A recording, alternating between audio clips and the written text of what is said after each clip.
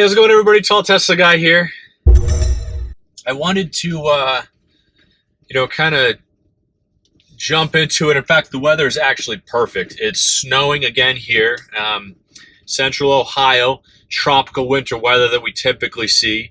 It was a perfect opportunity to test the car out again. Now, I've done a couple of videos, and I'll put a couple links in there in the top just to show you guys winter driving with the Tesla. Now, we have a Model Y all-wheel drive long range. I know they've got a couple of different variants of it out now, but we do have the long range all-wheel drive.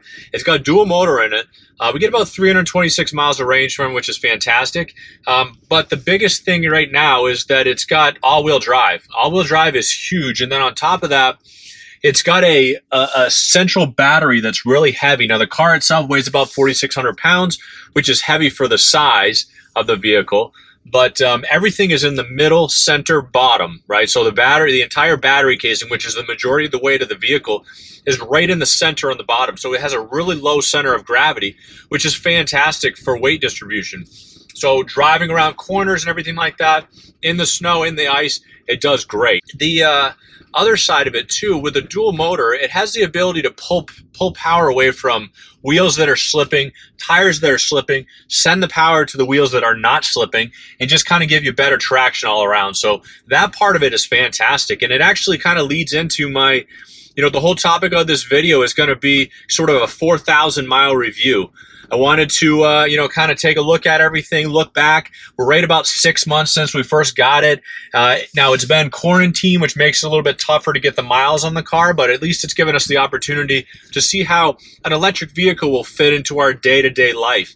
And things that we like about it, things that we wish were a little bit different, that sort of thing. So, I'm going to start right out into it, just say, we love the vehicle, we love the car, we love the drive. So there's that part of it. But the other side of it that you kind of wonder about is, how does an electric vehicle kind of fit into a lifestyle? I've never had an electric vehicle before, and so charging it, worrying about range anxiety, no gas stations was all brand new to me. Now, I will say that does kind of present itself at the top of my mind when we go on trips or when we're driving around. Are we going to have enough range?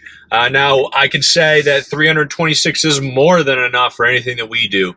We don't even come close to that. Our day-to-day drive is about 60 miles. We charge it every night, but you don't have to even do that. It's been fantastic. It's more than enough, like I said, for anything that we're doing.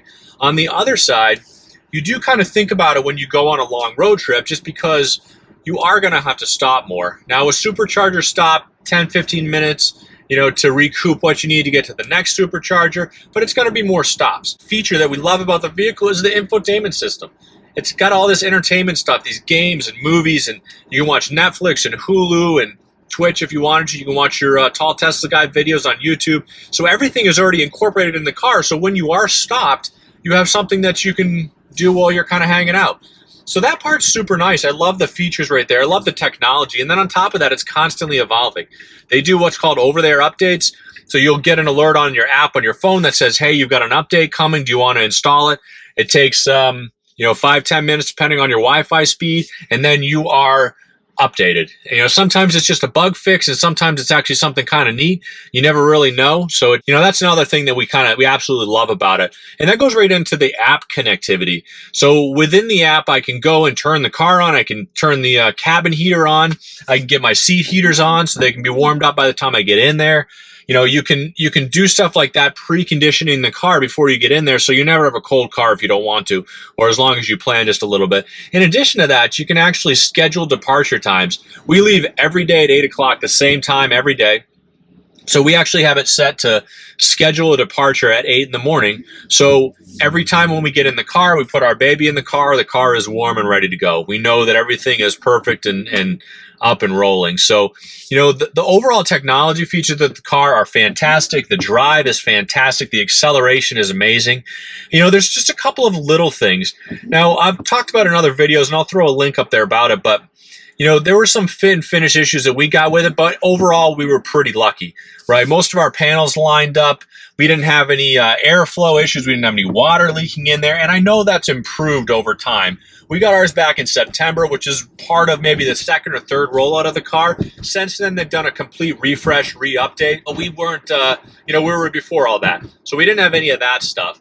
But we did get, you know, a lot of the stuff that came after they shut down the factory for the quarantine back in May, opened it back up, figured out some of their alignment issues, and fixed some of their problems. So we did get the advantage of, you know, we were able to take advantage of that part of it at least, which was nice. It's just, they're still kind of working out some kinks, I feel like. Like I said, we got lucky. Everything came out pretty good. We didn't have to worry about it too much. But there were, you know, certainly minor little things. A couple of gaps in the door alignment, stuff like that, but nothing that was major, nothing that, you know, hindered our experience or anything like that. So we did get lucky there. But, you know, there are a couple of things on the inside of the car that kind of throw you off a little bit. You know, some of the finishing details of it, the fake wood trim in the inside, a couple of little things like that. They caught my wife's eye when we first got it. I adapted to it super quickly. She's since adapted to it, doesn't bother her at all or anything like that. And we've come from, you know, normal vehicles. We've come from higher end vehicles, you know, foreign cars, German vehicles, stuff like that. And it just seemed like for the price point, you'd want to have just a little bit more of an update. And I think that's what caused them to shut down the S and X line and then reopen them as part of a, you know, kind of revamp and, you know, update. Right, so talking about the Model S, it's a finalized update. They added all these new features to it.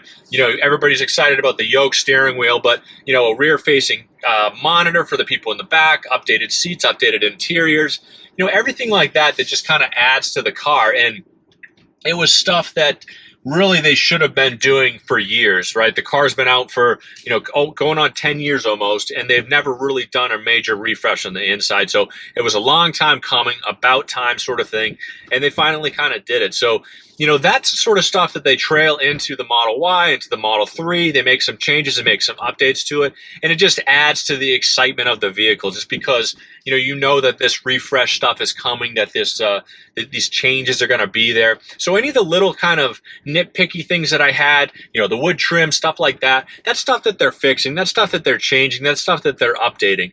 And those are things that'll come with different models. In fact, the new Model Y that came out in 21 has an updated center console.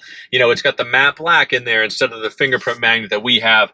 It's got, you know, a couple of other changes, a double pane window glass. It's got, you know, a built-in Sentry Mode USB drive instead of having to put your own in there that can easily be stolen. So stuff like that they did, they kind of listened to the consumer and they made the changes and they made the updates. So it's been fantastic. You know, to kind of recap the 4,000 mile review specifically in our car, we love everything about the vehicle. Even the small little nitpicky things that we have, like I said, they don't detract at all from the excitement or the enjoyment that we get from driving, from owning it, from moving forward. And in fact, everything that we see with all the new, you know, EV updates with Tesla, but then also, you know, GM jumping in there, Ford jumping in there with the Mach-E, the Audi e-tron, the Volkswagen ID4s, you know, as opposed to thinking of it as competition for Tesla, for the vehicle that we love, you know, I think of it as an opportunity for more people to get involved and wrapped into the, you know, electric vehicle revolution, if you will.